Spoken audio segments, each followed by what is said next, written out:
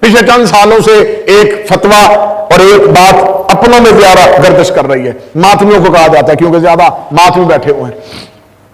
قمیض اتار کے ماتم نہیں کرنا چاہیے. تو کیا آپ حج ٹائی پہن کے کرتے ہیں؟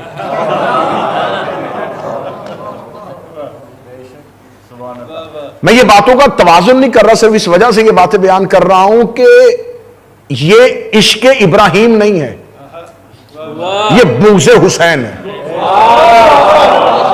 کیا بات ہے، اصل بات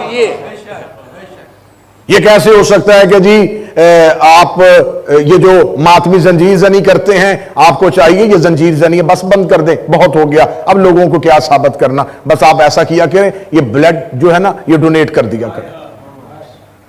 اچھی بات ہے، کر لیتے ہیں ایگریمنٹ، طے کر لیتے ہیں. ایک شرط ہم سے منوا لیں، ایک آپ مان لیں.